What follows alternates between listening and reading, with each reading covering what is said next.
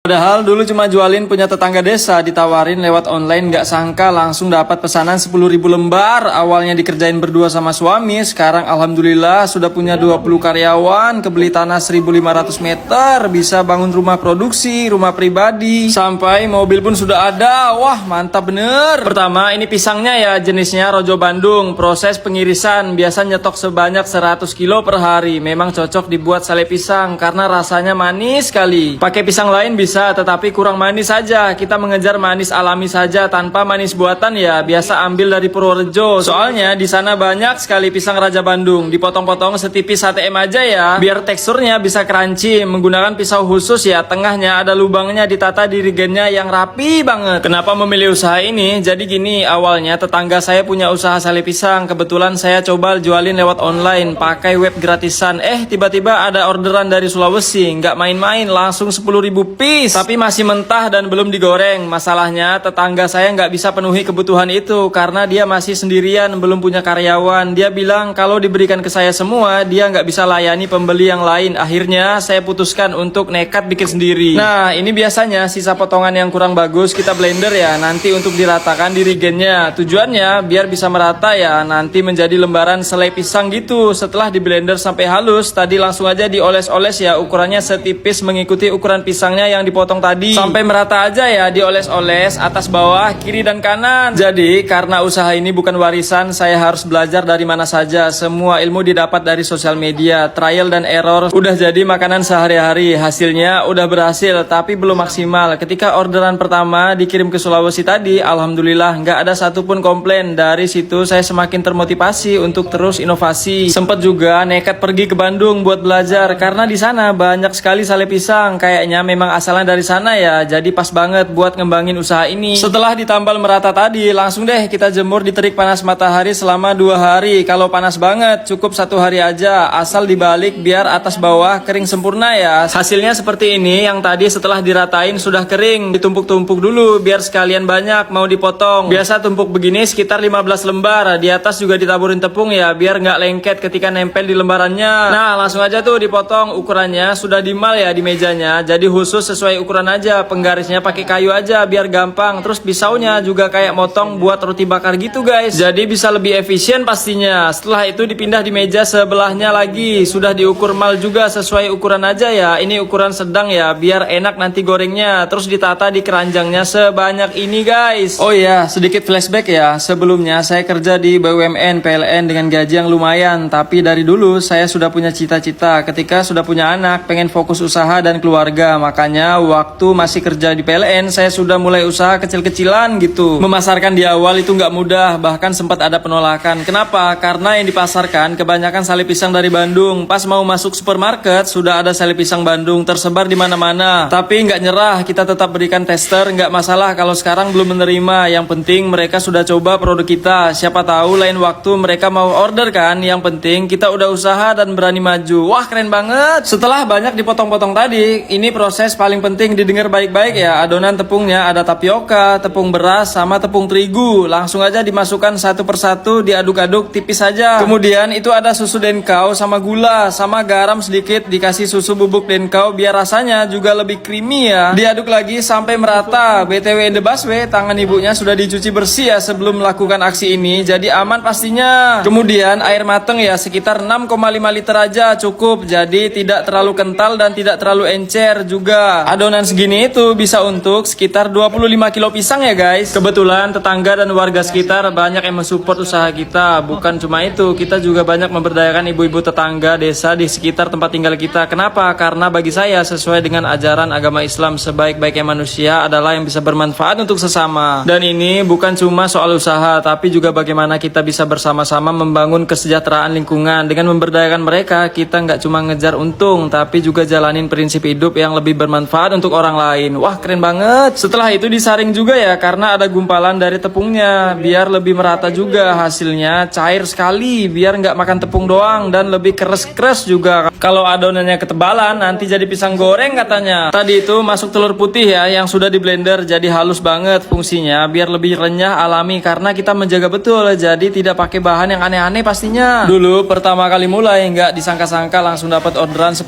lembar. Paling banyak pernah ngerjain sampai sampai 500 kg, bahkan 1 ton pisang. Bayangin sampai keteteran ngerjainnya. Dari mulai hal kecil kayak posting di web gratisan, tiba-tiba pembeli nyantol banyak banget. Tapi ya gitu, semua nggak cuma mengalir tanpa arah. Dari awal kita sudah punya planning jelas, langkah demi langkah supaya usaha ini terus tumbuh lebih besar. Ini bukan cuma keberuntungan, tapi hasil dari usaha dan perencanaan yang mateng. Sempat juga ada yang meremehkan, bilang gini, cuma dari pisang gitu aja emang bisa sukses. Saya diam saja, tapi dalam hati saya jadikan itu bahan bakar semangat. Saya bertekad suatu hari nanti akan saya buktikan semua perkataan mereka itu salah. Nah, ini masuk lagi proses penggorengan ya. Cukup dicelap-celup gitu aja dengan kuali yang super jumbo. Biasa yang goreng 3 orang, ada yang bolak-balik, terus ada bagian angkat juga. Jadi biar tepungnya nggak terlalu banyak netes, dikasih tatakan gitu ya, sambil ditata juga biar nggak bengkok gitu pisangnya ketika digoreng. Digoreng sekitar 1-2 menitan aja, cepet kok. Karena minyaknya juga udah lumayan panas. Kalau alat kecil itu suhunya ya buat ngukur panasnya biar pas juga, tingkat kematangannya itu kira-kira 180-190 derajat. Kalau sudah matang langsung diangkat aja ya, ditiriskan. Itu ada kriuknya, biasa diambil sama orang buat pakan ternak katanya. Tapi perjalanan ini nggak selalu mudah. Saya pernah ditipu bukan orang asing, tapi oleh karyawan sendiri, manajer yang seharusnya bisa dipercaya. Uang puluhan juta hilang, bahkan pernah juga sampai ratusan juta. Sakit pasti, tapi dari situ saya belajar banyak bahwa jalan menuju sukses itu penuh dengan lika-liku, penuh resiko, dan yang penting adalah gimana cara kita merespon setiap masalah. Ini di spinner ya buat mengurangi minyaknya dan bisa lebih awet lagi katanya. Sampai sekarang alhamdulillah ya sudah bisa memberdayakan 20 karyawan. Kalau dipikir setiap karyawan itu punya keluarga, punya anak, punya orang tua. Jadi usaha ini nggak cuma menghidupkan kita, tapi juga banyak orang lain. Sesuai dengan tujuan saya, ingin bermanfaat untuk sesama dan menjadi berkat untuk lebih banyak orang. Wah, mulia sekali ya guys. Kalau yang ini sale pisang keju ya, jadi dioles madu dulu, kemudian baru nanti ditaburin kejunya, terus langsung aja di oven. Jadi selain yang rasa original, di sini juga ada yang rasa coklat, ada rasa madu dan keju. Jadi meskipun cuma dari pisang begini, tapi produknya pengiriman hampir ke seluruh Indonesia, mulai dari kota besar Jakarta, Surabaya, Bali, Medan, Sumatera, Kalimantan, Sulawesi, Semarang, Solo, bahkan pernah ke Papua juga. Sempat ngobrol sama owner, ini kan saya izin meliput lihat prosesnya dari awal sampai selesai. Terus kalau ada meniru bagaimana? Owner tersenyum dan bilang, nggak apa-apa, rezeki itu datangnya dari Allah. Semua usaha bisa ditiru, tapi rezeki itu udah ditentukan. Jadi saya nggak khawatir sama sekali. Kayak pedagang di pasar jejer-jejer, punya dagangan yang sama, tapi masing-masing punya rezekinya sendiri. Semakin kita ikhlas, insya Allah rezeki itu malah semakin bertambah. Masya Allah, baik banget ya guys. Moral story-nya adalah tidak ada makan siang yang gratis di dunia ini. Jadi untuk memperoleh sesuatu, kita harus mengorbankan sesuatu juga. Jadi lebih baik mencoba tapi gagal daripada mati penasaran. Wah, mantap bener. Nah, buat teman-teman yang mau nyobain langsung hubungi di sini aja ya. Terima kasih, semoga bisa bermanfaat. Sampai jumpa di video selanjutnya guys.